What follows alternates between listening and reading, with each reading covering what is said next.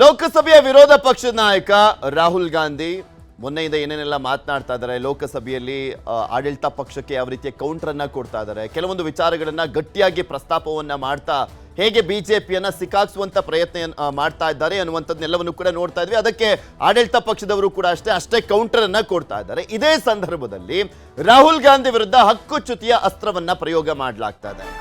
ಸಂಸತ್ತಿಂದ ರಾಗ ಅನರ್ಹತೆಗೆ ಕಸರತ್ತನ್ನು ಕೂಡ ಮಾಡಲಾಗ್ತಾ ಇದೆಯಾ ಅಂತ ಸದಸ್ಯತ್ವ ರದ್ದತಿಗೆ ಬಿಜೆಪಿಯಿಂದ ನೋಟಿಸ್ ಅನ್ನ ಕೊಡಲಾಗಿದೆ. ಮೋಷನ್ ಪಾಸ್ ಆದ್ರೆ ರಾಹುಲ್ ಗಾಂಧಿ ಅವರ ಅನರ್ಹತೆ ಆಗುತ್ತಾ? ಚರ್ಚೆಗಂತೂ ಬಿಡ್ತಾರೆ. ಬಿಜೆಪಿ ಸಂಸದ ನಿಶಿಕಾಂತ್ ದುಬೆ ನೋಟಿಸ್ ಕೊಟ್ಟಿರುವಂತದ್ದು. ಸರ್ಕಾರದ ವಿರುದ್ಧ ಆಧಾರ ರಹಿತ ಆರೋಪವನ್ನ ಮಾಡಿದ್ದಾರೆ ವಿರೋಧ ಪಕ್ಷದ ನಾಯಕ ರಾಹುಲ್ ಗಾಂಧಿ ಅವರು. ರಾಹುಲ್ ಸದಸ್ಯತ್ವ ರದ್ದತಿಗೆ ದುಬೆ ಮನವಿಯನ್ನ ಮಾಡಿದ್ದಾರೆ. ಬಿಜೆಪಿ ನೋಟಿಸ್ಗೆ ರಾಹುಲ್ ಕೆಂಡಾಮಂಡಲರಾಗಿದ್ದಾರೆ. ಸದಸ್ಯತ್ವ ರದ್ದಾದ್ರೂ ಎಫ್ಐಆರ್ ಹಾಕಿದ್ರು ಹೋರಾಟವನ್ನ ಮಾಡೋದೇನೆ, ಯಾವುದೇ ಕಾರಣಕ್ಕೂ ಇದನ್ನೆಲ್ಲ ಎದುರುವಂತ ಮಗನೇ ಅಲ್ಲ ಅನ್ನುವಂಥ ರೀತಿಯಲ್ಲಿ ನಾವು ಕನ್ನಡದಲ್ಲಿ ಹೇಳ್ತೀವಲ್ಲ, ಆ ರೀತಿಯಾಗಿ ಡೈಲಾಗ್ ಹೊಡೆದಿದ್ದಾರೆ ರಾಹುಲ್ ಗಾಂಧಿ. ರೈತರು ದೇಶದ ಪರ ಹೋರಾಡ್ತೇನೆ ಅಂತ ರಾಹುಲ್ ಗಾಂಧಿ ಹೇಳಿದ್ದಾರೆ. ಈ ನೋಟಿಸ್ ಚರ್ಚೆ ಆದಂಥ ವಿಚಾರಕ್ಕೆ ಸಂಬಂಧಪಟ್ಟಂತೆ ರಾಹುಲ್ ಗಾಂಧಿ ಅವರ ಪ್ರತಿಕ್ರಿಯೆ ಇದು. ಯಾವುದಕ್ಕೂ ಕೂಡ ಹೆದರೋದಿಲ್ಲ, ತಗ್ಗಲ್ಲ ಬಗ್ಗಲ್ಲ ಜಗ್ಗಲ್ಲ ಅಂತ ಹೇಳ್ತಾರಲ್ಲ ನಮ್ಮ ರಾಜ್ಯದ ನಾಯಕರುಗಳು, ಆ ರೀತಿಯಾದಂಥ ಸ್ಟೇಟ್ಮೆಂಟ್. ಈ ಸಂಬಂಧ ಬಿಜೆಪಿ ಸಂಸದ ನಿಶಿಕಾಂತ್ ದುಬೆ ಏನಂದ್ರು, ಕಾಂಗ್ರೆಸ್ ಕೌಂಟರ್ ಏನು ನೋಡೋಣ.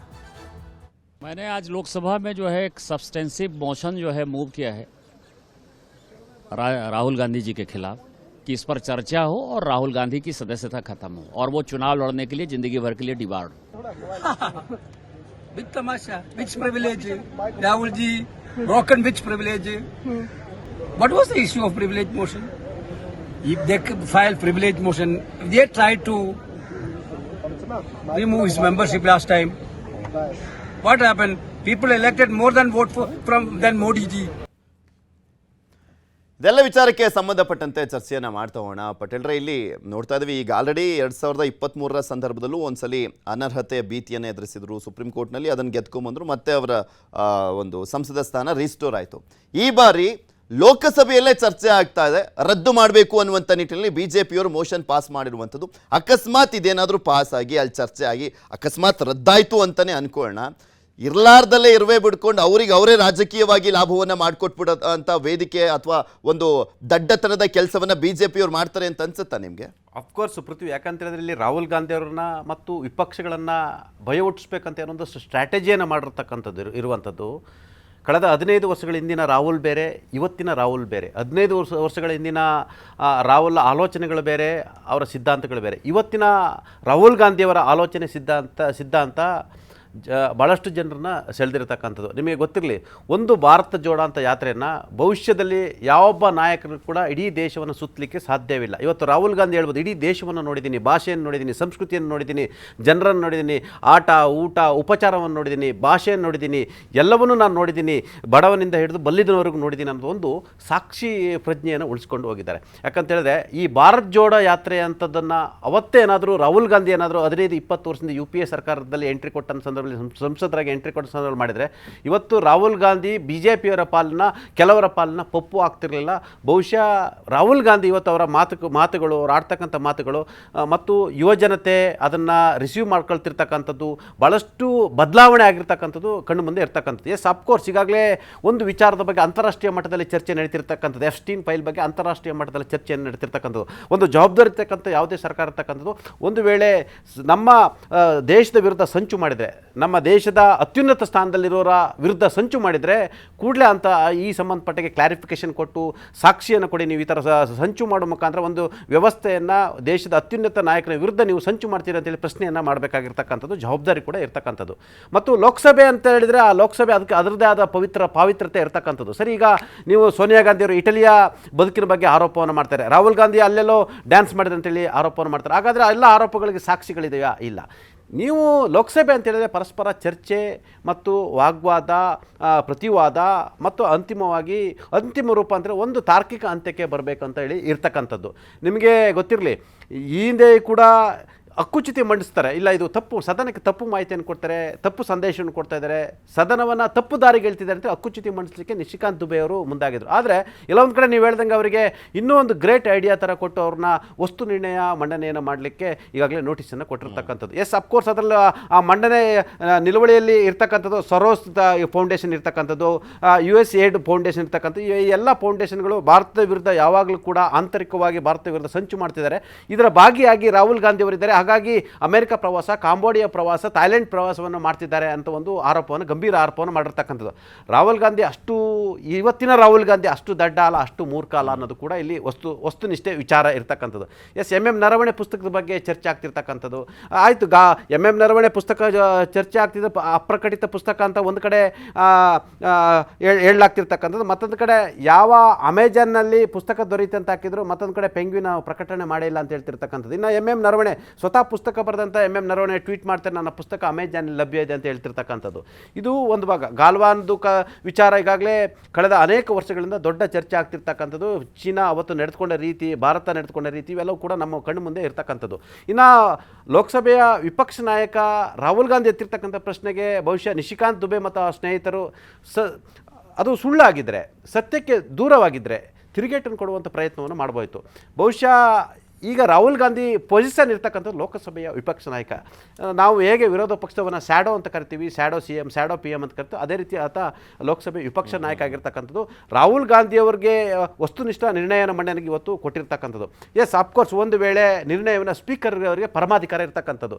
ಈಗ ನಡಾವಳಿ 104 ಪ್ರಕಾರ ತಗೋಬೋದಂತೆ ಇರ್ತಕ್ಕಂಥದ್ದು. ಈ ಹಿಂದೆ ಕೂಡ ಇದೇ UPA ಸರ್ಕಾರ ಇದ್ದಂಥ ಸಂದರ್ಭದಲ್ಲಿ ರಾಜ್ಯಪಾಲರನ್ನು ವಾಪಸ್ ಕರೆಸಲಿಕ್ಕೂ ಕೂಡ ಅವತ್ತು PA ಸಂಗಮ ಲೋಕಸಭಾ ಸ್ಪೀಕರ್ ಇದ್ದರು. ಅವತ್ತು ಕೂಡ ಇದೆ ವಸ್ತು ನಿರ್ಣಯ ಮಂಡನೆಯನ್ನು ಮಾಡಿದ್ರು, ಅವ್ರನ್ನ ಕರೆಸ್ಕೊಳ್ಳೋಕ್ಕೆ ಅದು ಅಂಗೀಕಾರ ಕೂಡ ಆಯಿತು. ನಮ್ಮ ಕಣ್ಮುಂದೆ 2005ರ ಪ್ರಕರಣಗಳು ಇರ್ತಕ್ಕಂಥದ್ದು.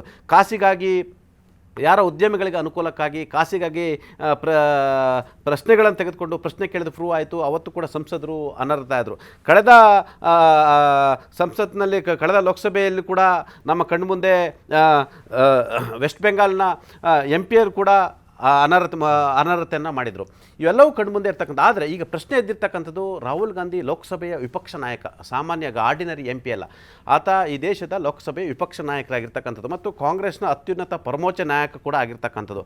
ಮತ್ತು ಈಗಾಗಲೇ ವಿಪಕ್ಷ ಮತ್ತು ಆಡಳಿತ ಪಕ್ಷಗಳ ನಡುವೆ ಒಂದು ರೀತಿ ಏನಾಗಿದೆ, ಅದು ಲೋಕಸಭೆಯಲ್ಲಿ ವಾದ ಪ್ರತಿವಾದಕ್ಕಾದರೂ ಕೂಡ ಈಗ ರಾಜಕಾರಣ ಅನ್ನೋದು ಒಂದು ರೀತಿ ದ್ವೇಷಕ್ಕೆ ತಿರುಗಿರ್ತಕ್ಕಂಥದ್ದು. ಎಲ್ಲೊಂದು ಕಡೆ ಈಗಾಗಲೇ ಒಂದು ಬಾರಿ ಅನರ್ಹತೆ ಆಗಿದ್ದರು, ಮತ್ತೆ ಸುಪ್ರೀಂ ಕೋರ್ಟ್ ಅವರಿಗೆ ರಕ್ಷಣೆಯನ್ನು ಕೊಡ್ತು, ಈಗ ಮತ್ತೆ ಈಗ ಸದಸ್ಯರಾಗಿ ಇರ್ತಕ್ಕಂಥದ್ದು. ಆದರೆ ಈ ಪ್ರಕರಣದಲ್ಲಿ ನೀವು ಹೇಳ್ದಂಗೆಲ್ಲ ಒಂದು ಕಡೆ ನಿಶಿಕಾಂತ್ ದುಬೆಯವರ ಈ ಒಂದು ನೋಟಿಸ್ನ ಹಿಂದೆ ಹಲವಾರು ಲೆಕ್ಕಾಚಾರಗಳಿರ್ಬೋದು. ಆದರೆ ಈ ಲೆಕ್ಕಾಚಾರಗಳ ನಡುವೆ ರಾಹುಲ್ ಗಾಂಧಿಗೆ ಎಲ್ಲೊಂದು ಕಡೆ ವಿಪಕ್ಷಕ್ಕೆ ಅನುಕೂಲ ಆಗುತ್ತೆ ಅಂತೇಳಿ ಚರ್ಚೆ ಆಗ್ತಿರ್ತಕ್ಕಂಥದ್ದು. ರಾಹುಲ್ ಗಾಂಧಿ ನೀವೇನು ಬೇಕಾದರೂ ಮಾಡ್ಕೊಳ್ಳಿ, ನಾನು ಹೊರಗಾಗ್ತೀರಾ ಆಗ್ತೀನಿ, ಯಾಕಂದರೆ ಎಲ್ಲದಕ್ಕೂ ಸಿದ್ಧ ಇದ್ದಾರೆ. ರಾಹುಲ್ ಗಾಂಧಿ ಈಗ ಮೊದಲಿನ ಥರ ನಾಯಕ ಅಲ್ಲ.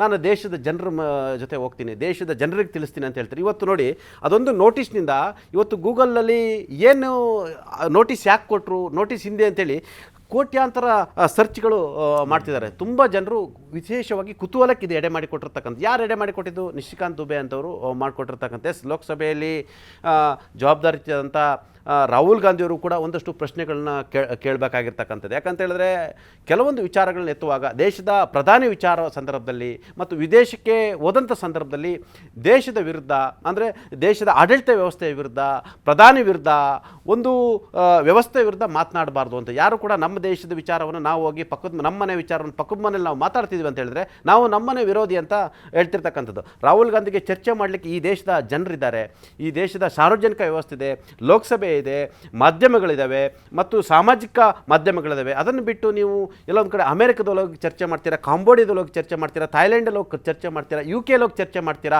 ಜರ್ಮನಲ್ಲಿ ಹೋಗಿ ಚರ್ಚೆ ಮಾಡ್ತೀರಾ ಅನ್ನೋದಿದೆಯಲ್ಲ, ಅದು ಕೂಡ ಬಹಳಷ್ಟು ವಿರೋಧ ವ್ಯಕ್ತ ಆಗಿರ್ತಕ್ಕಂಥ. ನೀವು ಇಲ್ಲಿ ಚರ್ಚೆ ಮಾಡಿ, ನಮ್ಮ ದೇಶದ ವಿಚಾರವನ್ನು ಜರ್ಮನಲ್ಲಿ ಯಾಕೆ ಚರ್ಚೆ ಮಾಡ್ತೀರಾ, ಅಮೆರಿಕದಲ್ಲಿ ಯಾಕೆ ಚರ್ಚೆ ಮಾಡ್ತೀರಾ, UK ಯಾಕೆ ಚರ್ಚೆ ಮಾಡ್ತೀರಾ? ಅವರೆಲ್ಲರೂ ಕೂಡ ನಮ್ಮ ಜೊತೆ ಸ್ನೇಹಿತರಂತೆ ಇರ್ತಕ್ಕಂಥ ಲಾಭದಾಯಕ ರಾಷ್ಟ್ರಗಳ ವಿನಃ ನಮ್ಮ ದೇಶದ ಆಂತರಿಕ ವಿಚಾರ, ನಮ್ಮ ದೇಶದ ರಾಜಕೀಯ ವ್ಯವಸ್ಥೆಯನ್ನು ನಮ್ಮ ದೇಶದಲ್ಲೇ ಪ್ರಶ್ನೆಯನ್ನು ಮಾಡಿ, ನಮ್ಮ ದೇಶದಲ್ಲೇ ಹೋರಾಟವನ್ನು ಮಾಡಿ ಅಂತ ಇರ್ತಕ್ಕಂಥದ್ದು ಒಂದು ಪ್ರಶ್ನೆ ಇರ್ತಕ್ಕಂಥದ್ದು. ಹಾಗಾಗಿ ಈಗ USAID ಸೇರಿದಂಥ ಅನೇಕ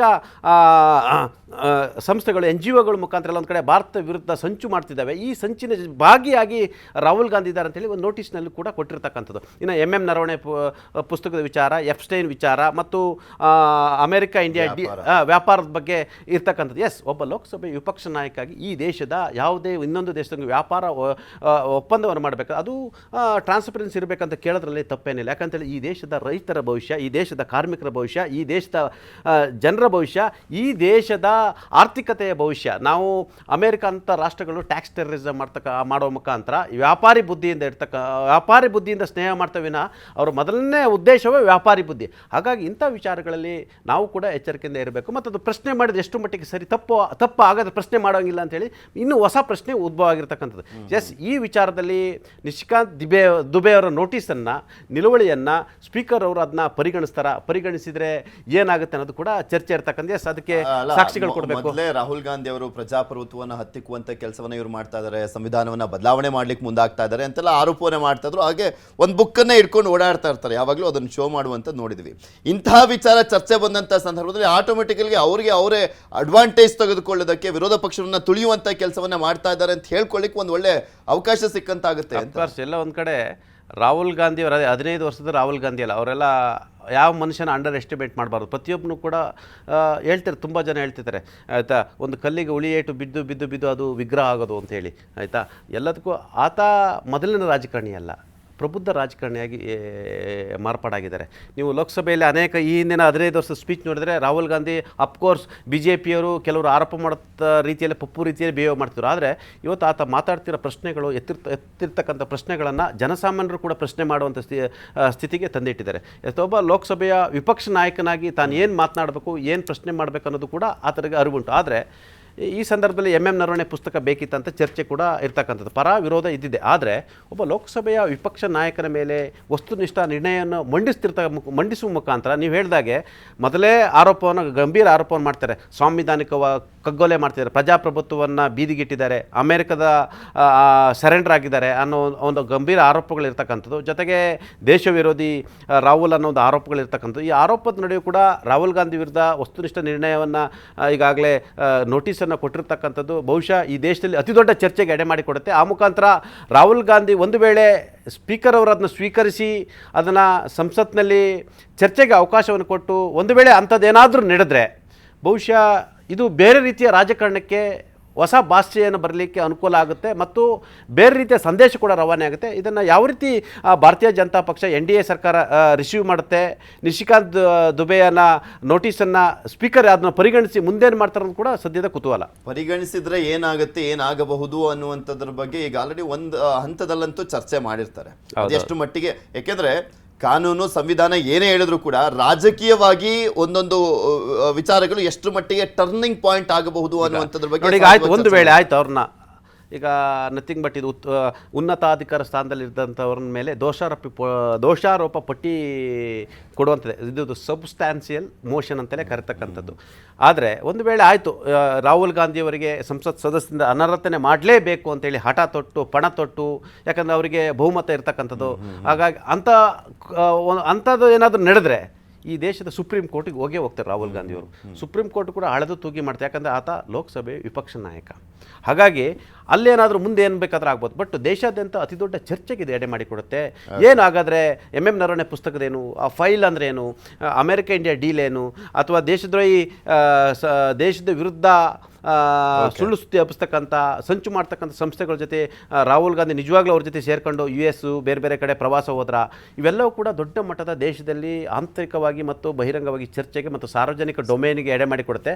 ಆ ಮುಖಾಂತರ ಇದು ರಾಜಕಾರಣ ವಿಚಾರದಲ್ಲಿ ಯಾರಿಗೆ ಲಾಭ ಯಾರಿಗೆ ನಷ್ಟ ಅನ್ನೋದು ಓಪನ್ ಸೀಕ್ರೆಟ್. ಅದು ನೋಡೋಣ, ಇಂಟ್ರೆಸ್ಟಿಂಗ್ ಅನಿಸ್ತಾ ಇದೆ. ಬಟ್ ಇದನ್ನ ಗ್ರೀನ್ ಸಿಗ್ನಲ್ ಕೊಟ್ಟು ಚರ್ಚೆಗೆ ಅವಕಾಶವನ್ನು ಮಾಡಿಕೊಡ್ತಾರ ಲೋಕಸಭೆ ಸ್ಪೀಕರ್ ಅನ್ನುವಂಥದ್ದೇ ಈಗ ಸದ್ಯಕ್ಕಿರುವಂಥ ಕುತೂಹಲ. ಕಾದ್ ನೋಡೋಣ ಏನಾಗುತ್ತೆ ಅಂತ.